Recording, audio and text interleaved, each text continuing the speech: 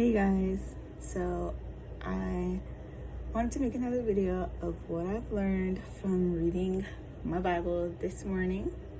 I am in Matthew chapter 5.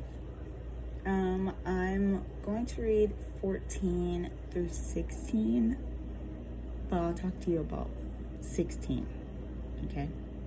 So, and by the way, if you're wondering why I have this blanket on me, please know I get very, very cold very quickly, so please don't judge, okay? I'm just really cold. And it's like hot outside, but I'm cold. I'm reading from the NIV translation. So I'm gonna start. It says, "You are the light of the world. A town built on a hill cannot be hidden. Neither do people light a lamp and put it under a bowl. Instead, they put it on a stand, and it gives light to everyone in the house. In the same way, let your light shine before others, that they may see your good deeds and glorify your Father in heaven." Okay, so I do have one of those Bibles that is like a study Bible. So at the bottom of my Bible, I have like little notes that kind of like tells me what the scripture that I'm reading like means pretty much. So I'll show you. See, it has like all this down here.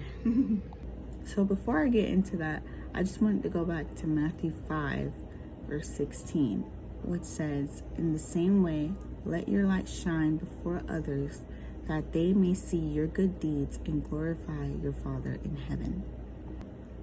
So from the little notes at the bottom of my Bible, I wrote down two.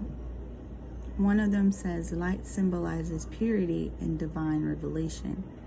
And the second one, which hit me harder in my heart, says Christians are to be beacons of light to those who will respond. While reading this, it all made me think about producing fruit, i.e. fruit of the Spirit.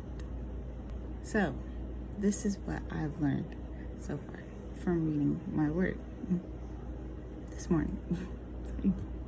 When people look at those who claim to follow Jesus, they should be able to see Christ within them and not the world. Even in scripture, which for reference is Matthew 7:20, God reminds us that we will know his people by their fruit. So if you go to Galatians 5 verse 22 through 23, it's the fruit of the Spirit, which is, "But the fruit of the Spirit is love, joy, peace, forbearance, kindness, goodness, faithfulness, gentleness, and self-control. Against such things there is no law."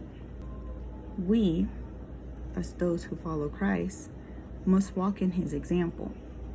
He, as Jesus, was the original light of the world, demonstrating humility and producing fruit. Those around him didn't see the world in him. They saw his light of purity and fruit, expanding and touching the lives of those who he encountered and had an ear to listen.